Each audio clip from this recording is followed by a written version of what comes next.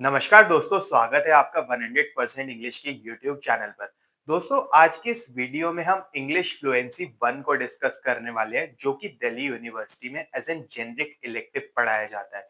हम इसका सिलेबस देखेंगे और साथ ही इस वन शॉट वीडियो में हम प्रीवियस ईयर क्वेश्चंस के थ्रू देखेंगे उन की कॉन्सेप्ट्स को, जो कि हमारे एग्जाम पर्सपेक्टिव से इम्पोर्टेंट है। वीडियो काफी इंसाइटफुल होने वाला है। इस सब्जेक्ट को लेकर वीडियो के एंड में मिलता हूँ आपसे। सबसे पहले सिलेबस का स्ट्रक्चर समझते हैं। ये पेपर 3 यूनिट्स में डिवाइडेड है। यूनिट 1 है इन द डोमेस्टिक स्फीयर। इसके अंदर डायरी, ब्लॉग और मॉडिफायर्स इंक्लूडेड हैं। यूनिट 2 है इन द यूनिवर्सिटी। इसमें नोट मेकिंग, इंट्रोडक्शन, सीवी जैसे टॉपिक्स आते हैं। यूनिट 3 है इन पब्लिक प्लेसेस, जिसमें कि जॉब एप्लीकेशन, एफआईआर और टेंसेस को हम इंक्लूड कर देते हैं। कभी-कभी डीयू फ्लुएंसी 2 के टॉपिक्स जैसे कि एफआईआर या फिर फिल्म रिव्यू से भी सेम 1 में पूछ लेता है, जैसा कि पिछले पेपर्स में नोटिस किया गया है। हम वो भी आज कवर करेंगे जस्ट टू बी सेफ, क्योंकि छोटे टॉपिक्स हैं तो कवर तो बड़े आराम से कर ही सकते हैं। तो सबसे पहला टॉपिक है डायरी एंट्री। यूनिट 1 फोकस करता है सेल्फ पर। सबसे इंपॉर्टेंट क्वेश्चन यहाँ से आता है डायरी एंट्री का। डायरी एंट्री का मतलब है अपने थॉट्स को लिखना। ये बिल्कुल इनफॉर्मल होता है और आई यानी कि फर्स्ट पर्सन में लिखा जाता है। डायरी एंट्री का फॉर्मेट देख लेते हैं। फॉर्मेट बहुत ही सिंपल है। डेट लेफ्ट में हमको लिखनी होती है, टाइम राइट में। ऑप्शनल है, अगर लिख दो तो बहुत अच्छा। और सैल्यूटेशन क्या होगी? क्योंकि भाई हम डायरी से बात कर रहे हैं तो सैल्यूटेशन होगी डियर डायरी। बॉडी में इमोशनल होना जरूरी है। Don't write like a news report. आप किसी को कोई बात बता नहीं रहे हो, आप बस अपने एक दोस्त से बात कर रहे हो, जिससे कि आप कुछ भी कह सकते हो और वो आपको जज नहीं करेगा। तो बिल्कुल उसी टोन में लिखना है। देखो, 2020 के पेपर में क्वेश्चन नंबर 6 से आया था। Right a note in your personal diary about your first day in the college, और ब्रैकेट में लिखा है कि ये हमको 300 वर्ड्स में लिखनी है। स्टार्ट कैसे करोगे? डेट और टाइम लिखो। स्टार्ट करो, dear diary, today was a roller coaster of emotions day. I finally stepped into my dream college. तो स्टार्टिंग ऐसे होगी, बिल्कुल डे के स्टार्ट से।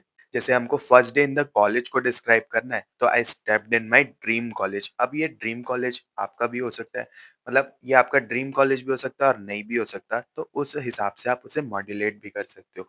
उसके बाद आप कैसे इमोशनल हो सकते हो इसमें, अपनी नर्वसनेस को डिस्क्राइब करके। कैसे आप अपने नए दोस्तों से मिले, क्लासरूम ढूंढने में आपको कितनी दिक्कत हुई, कैंपस छोटा था, ये भी आप इसमें डिस्क्राइब कर सकते हो, और कैंटीन फूड के ऊपर रिव्यू भी लिख सकते हो।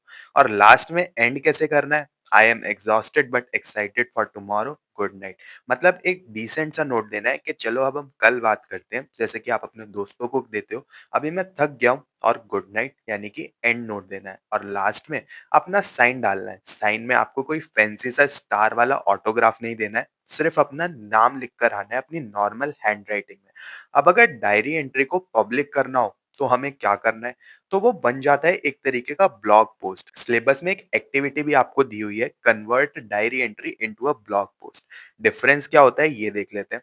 ऑडियंस का डिफरेंस होता है, डायरी खुद के लिए लिखी जाती है, ब्लॉग पब्लिक के लिए लिखा जाता है। टोन में थोड़ा सा डिफरेंस होता है, डायरी इमोशनल होती है, ब्लॉग एंगेजिंग और इंफॉर्मेटिव होता है। इमोशनल भी कई एंड्स पे हो सकता है, बट मोस्टली एंगेजिंग और इंफॉर्मेटिव होता है।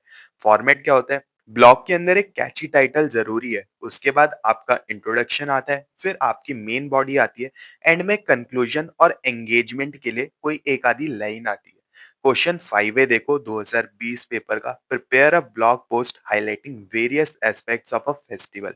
अब इसमें आप हेडलाइन क्या दे सकते हो? जैसे दिवाली तो यार मेरा फेवरेट फेस्टिवल है, तो इसमें मैं हेडलाइन दे सकता हूँ दिवाली धमाका, लाइट्स, लव्स एंड लड्डूज, या फिर Diwali a fire cracker free festival, या फिर Diwali a festival of lights more than fire cracker. मतलब जिस भी टॉपिक पे मैं अपने पैराग्राफ को बिल्ड करना चाहूँ, वैसा कुछ मैं हेडलाइन इसमें दे सकता हूँ। इंट्रो में कैसे मैं रीडर से कनेक्ट कर सकता हूँ? Do you also wait for Diwali purely for food? Because I do. देखो, अब इसमें पर्सनल टच भी है, क्योंकि बिकॉज आई डू मैंने यहाँ मेंशन करा, और साथ में मैं यूजर से कनेक्ट भी कर रहा हूँ अपनी पहली लाइन के अंदर ही। क्या आप भी वेट करते हैं दिवाली के लिए सिर्फ फूड के लिए, या फिर सिर्फ लाइट्स के लिए, या फिर सिर्फ एंजॉयमेंट, या कई लोग तो छुट्टी के लिए भी वेट करते हैं?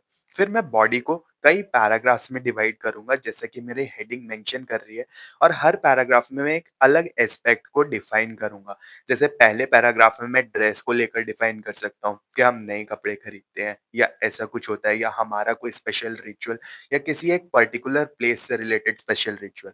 अब इसमें यार एक और इम्पोर्टेंट पॉइंट है, वैसे अगर आप पास होने के लिए एग्ज़ाम को दे रहे हो, तो आप कुछ भी लिख सकते हो। पर लेकिन अगर आप पास होने के लिए नहीं और अच्छे से लिख के एग्ज़ाम को देना चाहते हो और कुछ सीखना चाहते हो, तो आप अपने रीजनल इनसाइट्स भी इसमें बिल्कुल अच्छे से इंक्लूड कर सकते हो। फॉर से अगर ये टॉपिक फेस्टिवल के बारे में है और आप कहीं साउथ से बिलॉन्ग करते हो, तो आप इसमें पोंगल को बहुत अच्छे से और अपने रिचुअल्स एंड कस्टम्स को डिस्क्राइब कर सकते हो। वहीं पर अगर आप उत्तराखंड से बिलॉन्ग करते हो, तो वहाँ पर जो यूनिक फैक्टर है उसको आप मेंशन कर सकते हो to make it more engaging. ये टिप से क्या होगा, जब आपकी कॉपी एग्जामिनर चेक कर रहा होगा, तो उसको वो बिल्कुल अलग से हाइलाइट हो जाएगी और उसमें एक एक्स्ट्रा एफर्ट दिखेगा और ये आपके बोनस मार्क्स हो सकते हैं। बॉडी पैराग्राफ्स में मैंने जैसे कि डिवाइड कर दिया और कंक्लूजन जैसा मैंने बताया, ये कॉल टू एक्शन टाइप का होता है। इसमें क्या होता है, हमको ब्लॉग्स पे अपनी एंगेजमेंट बढ़ानी होती है। बेसिकली ब्लॉग से अल्टीमेटली बंदे को पैसे कमाने होते हैं या फिर उसमें एंगेजमेंट बढ़ानी होती है, फॉलोइंग बढ़ानी होती है। तो फिर ब्लॉग में एंगेजमेंट कैसे बढ़ती है? या तो सामने वाला अपना एक्सपीरियंस शेयर करे या फिर आपके पेज को फॉलो करे। तो मैं इसमें लास्ट लाइन क्या दे सकता हूँ? What is your favourite Diwali memory? मैं उससे पूछ रहा हूँ अपने रीडर से कि आपकी फेवरेट दिवाली मेमोरी क्या थी? Tell me in the comments. Comments में बताएँ या फिर मुझसे कनेक्ट करें ऑन माय पर्सनल इंस्टाग्राम या व्हाटएवर। ठीक है? तो यहाँ पर ये हो गया हमारा ब्लॉग। अब यूनिट 2 पर आते हैं, इन द यूनिवर्सिटी। अब पर्सनल की तो बात हो गई, अब यूनिवर्सिटी लेवल पे भी देख लेते हैं। इसमें हमारा टॉपिक आता है नोट मेकिंग। ये सबसे टेक्निकल है और मार्क्स इसी में कटते हैं। यूनिट 2 में आपको एक लंबा सा पैसेज दिया जाएगा, उसे समराइज करके आपको पॉइंट्स बनाने हैं। बेसिकली नोट कैसा दिखता है? कुछ ऐसा दिखता है जैसा स्क्रीन पे दिख रहा है। इसमें होता है टाइटल जो कि आपको सेंटर में लिखना है, फिर आपकी मेन हेडिंग आती है, फिर उसके नीचे कुछ पॉइंट्स आते हैं, फिर सब हेडिंग आती है, उसके नीचे कुछ पॉइंट्स आते हैं और ऐसे आप सब हेडिंग तक कितनी भी हेडिंग्स बना सकते हो, एक के अंदर एक। और उसको आपको कुछ ऐसे स्ट्रक्चर करना है, जैसे आपकी मेन हेडिंग को आप 1 करके टाइटल करोगे, तो आपकी सब हेडिंग 1.1 होनी चाहिए। अगर आप उसके नीचे भी कोई हेडिंग बना रहे हो, तो वो होनी चाहिए 1.1.1, जिससे कि आपका एक पर्टिकुलर स्ट्रक्चर फॉलो हो। नोट्स का बेसिकली पर्पस क्या होता है कि आपने कोई लंबी सी चीज़ एक बारी टाइम लगा के पढ़ ली, अब आपको उसको रिविज़िट करना है, तो आप एक स्ट्रक्चर्ड फॉर्मेट में जस्ट लाइक एक कमरे के अंदर एक कमरे, एक टॉपिक के अंदर एक टॉपिक को कवर करते हुए उसको रिविज़िट कर सकते हो। की एब्रिविएशंस को बॉक्स में बनाकर आपको लिखना है। जैसे अगर आप जेन ज़ी हो और बिटवीन को बी/डब्ल्यू लिखते हो, तो आपको बी/डब्ल्यू एक एब्रिविएशन इक्वल्स टू बिटवीन और साइड में बॉक्स में इसको मेंशन कर देना है। या गवर्नमेंट को आप जीओवीटी लिखते हो, गुड मॉर्निंग को जीएम लिखते हो, गुड नाइट को जीएन लिखते हो, व्हाटएवर इट इज़, तो आपको उसे ब्रैकेट में मेंशन कर देना है। प्रीवियस ईयर पेपर में हमें एक पैसेज देखने को मिलता है डेटाइज़्म के ऊपर और क्वेश्चन 1 बी में बोला है make a note on the above passage. तो अब इसका स्टेप बाय स्टेप सॉल्यूशन क्या होना चाहिए? भाई सबसे पहले तो पैसेज को ही पढ़ना पड़ेगा, तभी तो उसके नोट्स बनाए जाएँगे। पैसेज को पढ़ के समझ लो उसका मेन कॉन्टेक्स्ट क्या है। जैसे कि ये पैसेज डेटाइज़्म, बायोलॉजी और एल्गोरिथम्स के बारे में था। तो टाइटल में क्या दे दूँगा? डेटाइज़्म द न्यू साइंटिफिक एरा। और ये टाइटल जनरली यार आपको अपनी हेडिंग क्वेश्चंस में से भी मिल जाएगा, मतलब पैराग्राफ का जो एसेंस है, वो आपका कई बार क्वेश्चन में भी मेंशन कर देता है, जैसे read the following paragraph about dataism and make notes on it. तो इस टाइप से भी आपको पैराग्राफ में हेडिंग मिल सकती है, एक कैची सी आपको हेडिंग बना देनी है अपनी। हेडिंग के बाद नीचे कुछ और हेडिंग्स आएगी, जैसे कि आपकी पहली लाइन डिस्कस करती है कि डेटाइज़्म हैज़ ओरिजिनेटेड इन फलाना-फलाना ईयर, तो उसके ओरिजिन की हेडिंग आ जाएगी, जैसे ओरिजिन्स ऑफ डेटाइज़्म। उसके नीचे कुछ सब हेडिंग्स आपको मेंशन करनी होंगी, जैसे उस पर्टिकुलर पैराग्राफ के अंदर क्या दिया हुआ था, बायो साइंसेस दिया हुआ था, डार्विन की थ्योरी दी हुई थी। उसके बाद कंप्यूटर साइंटिस्ट दिया हुआ था, टर्निंग की थ्योरी दी हुई थी। उसके बाद सेकंड हेडिंग क्या है, कोर बिलीफ्स के ऑर्गेनिजम्स इक्वल्स टू एल्गोरिथम्स होता है, no barriers between animals and machines होता है। और जैसे कि मैंने अभी ऊपर के नोट्स में बिटवीन और बायोलॉजी के लिए बायो, कंप्यूटर के लिए कॉम्प इसको यूज करा, तो मैं इसका एक बॉक्स बनाकर एब्रिविएशंस को उसमें डाल दूंगा, ये मत भूलना, नहीं तो यहाँ पर आपके नंबर कट जाएंगे। दोस्तों वैसे तो सिलेबस में रिव्यू फ्लुएंसी 2 का पार्ट है, लेकिन पिछले साल के कुछ क्वेश्चंस पेपर में क्वेश्चन ऐसे पूछे गए हैं कि आपको फिल्म रिव्यू पूछ लिया, इसलिए हम इसे स्किप नहीं करेंगे। छोटी सी चीजें फटाफट से रिव्यू कर लेते हैं इस फिल्म रिव्यू वाले फॉर्मेट को। इसका आपको सबसे पहले टाइटल देना है। इसमें कोई कैची एंगेजिंग चीज सोचने की जरूरत नहीं है। रिव्यू ऑफ और ब्रैकेट में मूवी का नाम। पैराग्राफ 1 होता है इंट्रो, मूवी का नाम, डायरेक्टर, जॉनरा, लीड एक्टर्स। आप कोई अपनी फैसिनेटेड या फिर अपने मनपसंद मूवी भी बना सकते हो। ज़रूरी नहीं है वो मूवी एग्ज़िस्ट करे, क्योंकि आपकी यहाँ पर नॉलेज चेक नहीं हो रही है, फॉर्मेट और राइटिंग स्किल्स चेक किए जा रहे हैं।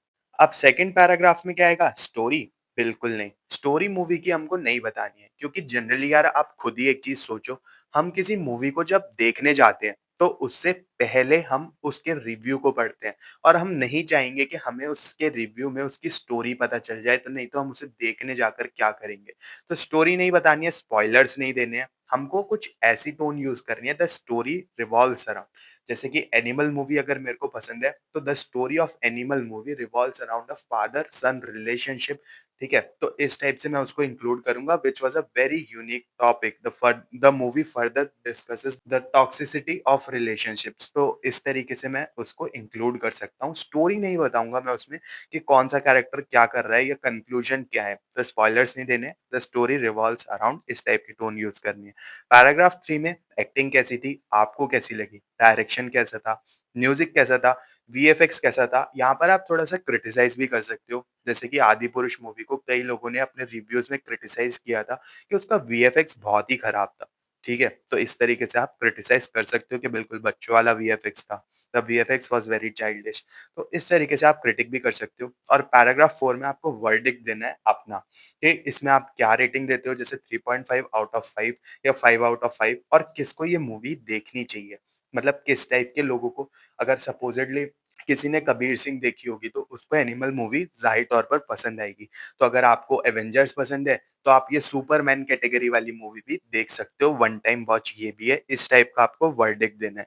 एग्ज़ाम के लिए कोई भी एक रीसेंट मूवी जो कि आपको पसंद है, चाहे वो बॉलीवुड हो, हॉलीवुड हो, टॉलीवुड हो, उसको आप याद कर लो, उसके डिटेल्स याद कर लो। वहाँ जाकर आपको कोई फ़िक्शनल मूवी नहीं बनानी पड़ेगी और आपको सोचना भी नहीं पड़ेगा। कोई जनरल सी मूवी याद करना, कभी एग्ज़ामिनर को अगर वो मूवी पसंद नहीं आई, तो ज़ाहिर तौर पर आपके नंबर भी कट सकते हैं। वैसे ऐसा जनरली होता नहीं है और ये एग्ज़ामिनर के मूड पे भी डिपेंड करता है। Unit 3, in the public places.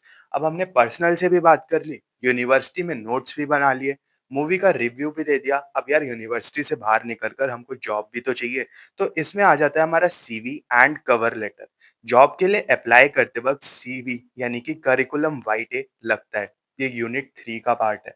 Question हमेशा कवर लेटर प्लस सीवी पर आता है। क्वेश्चन 4 देखो, जैसे कि ये प्रीवियस ईयर क्वेश्चन का, apply for a theatre workshop, prepare a CV along with a cover letter. Cover letter का क्या फॉर्मेट है? सबसे पहले हमको सेंडर्स एड्रेस को मेंशन करना है, फिर हमको डेट मेंशन करनी है, फिर रिसीवर्स डेजिग्नेशन। जैसे कि हमने एडवर्टाइजमेंट देखा, वो एचआर ने डाला हुआ था, कोऑर्डिनेटर ने डाला हुआ था, या किसने डाला हुआ था? द कोऑर्डिनेटर मैं यहाँ पर मेंशन कर देता हूँ। Subject application for theatre workshop. यहाँ पर सब्जेक्ट लिखना बहुत ही आसान है, सिर्फ आपको लिखना है एप्लीकेशन फॉर थिएटर वर्कशॉप या application for content writer position, application for the manager level position. ऐसा कुछ भी आप जो भी एडवर्टाइजमेंट में मेंशन्ड है वो लिख सकते हो। सैल्यूटेशन सर स्लैश मैडम, क्योंकि यहाँ पर हम जेंडर न्यूट्रल होंगे। अगर आप बहुत ज़्यादा कॉन्फिडेंट हो जेंडर के बारे में, तो आप सर या मैडम भी लिख सकते हो, बट लेकिन रिस्क फ्री चलना है अपने को और सर स्लैश मैडम लिखना है। बॉडी कैसी होती है इसकी, थोड़ी-सी लेटर से अलग होती है। पैरा 1 में आपको लिखना है ऐसा कुछ कि आई सॉ योर एडवर्टाइजमेंट। कहाँ सॉ किया था? न्यूज़पेपर में किया था, लिंक्डइन पे किया था, या फिर किसी सोशल मीडिया प्लेटफ़ॉर्म पे किया था, and I wish to apply for the same. फिर आपने जब उनको बता दिया कि आप इच्छुक तो हो अप्लाई करने के, तो यार वो भी तो इच्छुक होने चाहिए आपको लेने के लिए। तो उनको कैसे इच्छुक बनाना चाह रहे हैं? पैराग्राफ 2 का यहाँ पर रोल आता है। तो इसमें आप अपने एक्सपीरियंस को दिखाते हो। I have done street place in the college, जैसे कि मैं थिएटर वर्कशॉप के लिए अप्लाई कर रहा हूँ, या फिर मैंने फलाना-फलाना एनजीओ के लिए काम करा है, उनके प्रमोशनल इवेंट्स के अंदर। फिर पैरा 3 में आप इसे कंक्लूड करते हो, बहुत ही simple, please find my CV attached.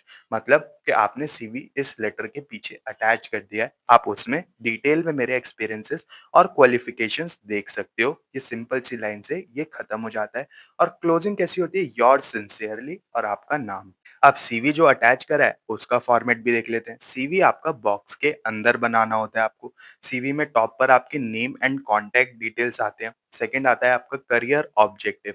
जैसे कि यहाँ पर हम थिएटर वर्कशॉप के लिए अप्लाई कर रहे हैं, तो ऑब्वियस सी बात है यार, मैं थिएटर से रिलेटेड पर्सन हूँ और मैं क्या करना चाहता हूँ अपनी एक्टिंग स्किल्स को लेकर। या तो मैं नई एक्टिंग स्किल्स सीखना चाहता हूँ अगर मैं एक फ्रेशर हूँ, या फिर अगर मैं थोड़ा एक्सपीरियंस बंदा हूँ, तो मैं अपनी एक्टिंग से एक चेंज लेकर आना चाहता हूँ। मैं अपनी एक्टिंग को मॉरली सपोर्ट करना चाहता हूँ, या फिर मेरा कुछ फाइनेंशियल ऑब्जेक्टिव भी हो सकता है। दूसरी चीज़ आती है इसमें एजुकेशन टेबल। एजुकेशन टेबल में आपकी 10th 12th किस बोर्ड से आपने किया, किस यूनिवर्सिटी से आप कर रहे हो, उसको कौन से ईयर में आपने कंप्लीट किया, और एंड में आपकी कितनी उसमें परसेंटेज आई थी। फॉर से यहाँ पर 10th मैंने 2019 में कंप्लीट की सीबीएसई बोर्ड से, और यूनिवर्सिटी, मेरी यूनिवर्सिटी तो कुछ नहीं होता, स्कूल मेरा था सेंट मैरीज क्रिश्चियन स्कूल, और मेरी परसेंटेज आई 95। उसके बाद 12th मैंने करी 2021 में। इसमें थोड़ा-सा ध्यान रखना, देखो 2019 में अगर मैं 10th करूँगा, तो 21 में ही ज़री ज़ाहिर-सी बात है मैं 12th करूँगा, अगर मैं बीच में कोई ड्रॉप नहीं ले रहा हूँ तो। ठीक है? तो उसमें मेरी परसेंटेज जो आई थी, और उसके बाद फिर यूनिवर्सिटी लेवल मैंने 3 साल की ग्रेजुएशन करी या 4 साल की इंजीनियरिंग, उस हिसाब से आप कैलकुलेट करके मेंशन कर सकते हो और अपनी मनचाही परसेंटेज यहाँ तो ला ही सकते हो। फिर आपको अपना एक्सपीरियंस दिखाना है, पॉइंटर्स में आप इसे बड़े आराम से दिखा सकते हो, जैसे कि president of the drama society of your college, उसके बाद एनजीओ में जिसमें आपने काम करा हो, उसका नाम मेंशन कर आप अपने आपने वहाँ पर क्या करा था, एक छोटा-सा डिस्क्रिप्शन आप दे सकते हो। जैसे कि आपने एक ग्रुप ऑफ एक्टर्स को लीड करा था, आप उनको वहाँ लेकर गए थे, आपने उसमें क्या-क्या चीज़ मैनेज करी थी। ऐसे एक छोटा-सा डिस्क्रिप्शन दे सकते हो, ज़्यादा डिटेल या टेक्निकल होने की इसमें आपको ज़रूरत नहीं है फिलहाल के लिए। हालाँकि जब आप अपना खुद का सीवी बनाओ, तो उसमें बिल्कुल आपको टेक्निकल होना पड़ेगा। फिर आपको अपने स्किल्स को मेंशन करना है, जैसे कि यहाँ पर थिएटर था, तो मेरे स्किल्स क्या-क्या होने चाहिए, एक्टिंग होनी चाहिए, स्क्रिप्ट राइटिंग होनी चाहिए, वॉइस मॉड्यूलेशन होना चाहिए, वीडियो एडिटिंग भी हो सकता है, और अलग-अलग टाइप के आपको इसमें अपने स्किल्स को दिखाना है। जैसे कि यहाँ पर अभी थिएटर वर्कशॉप का दिखाया, अगर आप वहीं कंटेंट राइटर के लिए अप्लाई कर रहे हो, तो आपको search engine optimisation, WordPress, documents, words, docs, blog post, ये सब चीज़ें लिखनी आनी चाहिए, फ़िल्म रिव्यूज़ लिखने आने चाहिए, ठीक है? तो कंटेंट स्ट्रैटेजीज़ बनानी आनी चाहिए।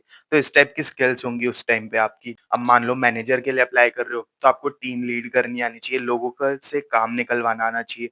मैनेजर लेवल पे कुछ सॉफ्टवेयर्स होते हैं, वो आपको आने चाहिए। ठीक है? फिर लास्ट में आपको पर्सनल डिटेल्स मेंशन करनी है, जैसे कि आपकी डेट ऑफ बर्थ और लैंग्वेजेस नोन, मतलब कि आपको इंग्लिश आती है, हिंदी आती है। पर्सनली मेरे को इंग्लिश आती है, हिंदी आती है, जर्मन आती है, संस्कृत आती है। ठीक है? और उसका लेवल क्या है? जैसे नेटिव है, या फिर प्रोफेशनल है, या फिर बिल्कुल बेसिक है, या फिर आप टेक्निकल टर्म्स में भी मेंशन कर सकते हो। फॉर से मेरे को जर्मन आती है, तो मेरे को बी1 लेवल तक आती है। इंग्लिश आती है, तो बी2 लेवल तक आती है। हिंदी है तो मेरी नेटिव लैंग्वेज है, तो मेरे को बी2 लेवल तक आती है या सी2 लेवल तक आती है। यहाँ पर हमारा ये सीवी वाला पार्ट खत्म हो जाता है। फिर आता है हमारा एफआईआर। एफआईआर टेक्निकली फ्लुएंसी 2 का टॉपिक है, बट लेकिन जैसा कि ये पूछा गया है पहले भी, तो फिर हम इसका भी क्वेश्चन देख ही लेते हैं। फॉर से एक क्वेश्चन आया था, you witnessed a girl being sexually harassed, prepare an FIR. तो एफआईआर का फॉर्मेट क्या होता है? तो सबसे पहले आप लिखते हो इसमें to the station house officer, या फिर पुलिस इंस्पेक्टर, एसएचओ या फिर पुलिस इंस्पेक्टर को ही लिखोगे। ठीक है? लोकल पुलिस स्टेशन को मेंशन करते हो। सब्जेक्ट क्या होता है? एफआईआर रिगार्डिंग, और आपका टॉपिक जैसे कि यहाँ पर है सेक्सुअल हरासमेंट इंसिडेंट। फिर इसकी बॉडी कैसे होती है? बॉडी आपके 4 डब्ल्यूज़ के अराउंड रिवॉल्व करती है। सबसे पहला डब्ल्यू है हू, यानी कि विक्टिम कौन था। दूसरा डब्ल्यू इसमें आता है व्हेन का, यानी कि उसकी डेट और टाइम क्या थी, जैसे कि यस्टरडे एट 5 पीएम। तीसरा डब्ल्यू आता है इसमें वेयर का, लोकेशन क्या थी, बस स्टैंड, लक्ष्मी नगर, प्रीत विहार, या फिर सरोजिनी नगर, कुछ भी हो सकता है। चौथा डब्ल्यू आता है इसमें व्हाट का, यानी आपको इंसिडेंट को क्लियरली और फैक्चुअली डिस्क्राइब करना है विदाउट एनी इमोशन।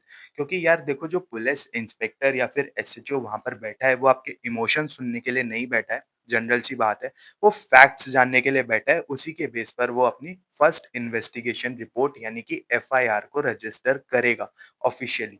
फिर आपको एक रिक्वेस्ट करनी है, please register my complaint and take strict action. फिर आपको साइन करना है, वही अपना उल्टा सीधा साइन या ऑटोग्राफ नहीं देना है, सिर्फ विटनेस का नाम लिखना है और अपना कॉन्टैक्ट नंबर छोड़ना है वहां पर। कॉन्टैक्ट नंबर आप कुछ भी 1234 कुछ भी डाल सकते हो, ठीक है? पर्सनल तो नहीं डालना है आपको। इंपॉर्टेंट रीडिंग्स भी हमको कुछ सिलेबस में दी हुई है। लिटरेचर सेक्शन से यूजुअली हमको डायरेक्ट क्वेश्चन नहीं आते हैं, बट कंटेक्स्ट के लिए समरी पता होनी चाहिए। सिलेबस में कुछ टेक्स्ट हैं, जैसे द लॉस्ट वर्ड, ये औरतों की डोमेस्टिक लाइफ और एक्सप्रेशन के बारे में है। अमला कांति, इस कहानी में एक लड़का है जो सनलाइट बनना चाहता था, पर लेकिन प्रिंटर बन गया। ये ड्रीम्स वर्सेस रियलिटी की कहानी है। ठीक है? तो वैसे मेरे को पर्सनली तो ये बड़ी डीमोटिवेटिंग सी कहानी लगती है। इसमें बेसिकली एक लड़का होता है, जो सनलाइट बनना चाहता है जैसे कि मैंने आपको बताया, पर लेकिन वो एक प्रिंटर बन जाता है मतलब फ़ोटोकॉपीज़ निकालता है और बाद में वो जब अपने दोस्तों से मिलता है, तो वो बड़ा एक नेगेटिव सा सीन होता है। पर इसे आप अपने हिसाब से इंटरप्रेट कर सकते हो, शॉर्ट स्टोरी है पढ़कर। तीसरी है भीमायना, इसकी आप डिटेल्ड समरी हमारे चैनल पर भी देख सकते हो, लिंक आपको डिस्क्रिप्शन में मिल जाएगा। बेसिकली ये कास्ट डिस्क्रिमिनेशन के ऊपर एक ग्राफिक नॉवल है, जिसमें प्रधान गोंडा आर्ट को यूज़ किया हुआ है। ये अंबेडकर जी के रियल लाइफ इंसिडेंट से इंस्पायर्ड है और ये 3 बुक्स में डिवाइडेड है, छोटी-छोटी सी कन्वर्सेशनल बुक्स हैं और तीनों बुक का थीम अलग-अलग है।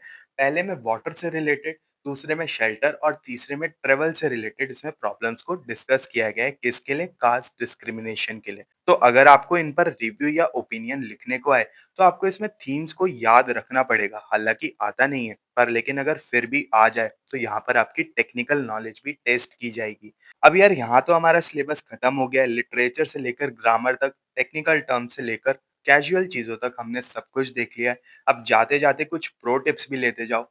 वर्ड लिमिट को अबाइड करो हमेशा। 300 वर्ड्स बोला है, तो 3 पेज नहीं लिखना है, हमको हमेशा क्वालिटी पे फोकस करना है, क्वांटिटी पे नहीं। फॉर्मेट को ध्यान में रखना है, नोट मेकिंग और सीवी में फॉर्मेटिंग के मार्क्स होते हैं। स्केल का यूज़ करो, स्केल नहीं है तो आईडी कार्ड का यूज़ करो, आईडी कार्ड नहीं है तो दिल्ली के मेट्रो कार्ड का इस्तेमाल करो। ग्रामर पर हमको ध्यान देना है। FIR, reports, diary entry past tense में लिखी जाती हैं, क्योंकि ये ऐसी घटनाओं के बारे में है जो पहले से हो चुकी हैं। सीवी और ब्लॉग में आपको प्रेजेंट टेंस को यूज़ करना है, ठीक है? और सीवी में एक्सपीरियंस दिखाते वक़्त पास्ट टेंस को यूज़ करना है, बाकी टाइम आपको प्रेजेंट टेंस को यूज़ करना है। और ब्लॉग जनरली डिपेंड करता है कि आप किस टॉपिक पर लिख रहे हो। बेसिकली अगर आप उसमें भी अपना कोई एक्सपीरियंस डिस्क्राइब कर रहे हो, तो उसमें टेंस चेंज हो सकता है। जनरली इन्फॉर्मेशन ब्लॉग्स में प्रेजेंट टेंस या फिर नॉर्मल यूज़ होता है। पेपर में बेसिकली 6 क्वेश्चंस होंगे, आपको कोई 3 करने होंगे, तो आपको वही क्वेश्चंस चूज़ करना है जिसका फॉर्मेट आपको 100% आता हो। So that's it for today. उम्मीद है आपको ये वीडियो क्लियर हो गई होगी और अगर आप इस स्ट्रैटेजी को फॉलो करोगे, तो इंग्लिश फ्लुएंसी 1 में आपके अच्छे मार्क्स तो पक्की बात है, तो गारंटीड है। दोस्तों ये था इंग्लिश फ्लुएंसी 1 का पूरा कोर्स। उम्मीद है आपको ये सब्जेक्ट अब अच्छे से समझ में आ गया होगा और अब आप भी इस सब्जेक्ट में स्कोर कर पाएंगे 100% मार्क्स। आज के लिए बस इतना ही। मिलते हैं अपनी नेक्स्ट वीडियो में। तब तक के लिए happy studying and best of luck for your upcoming examinations.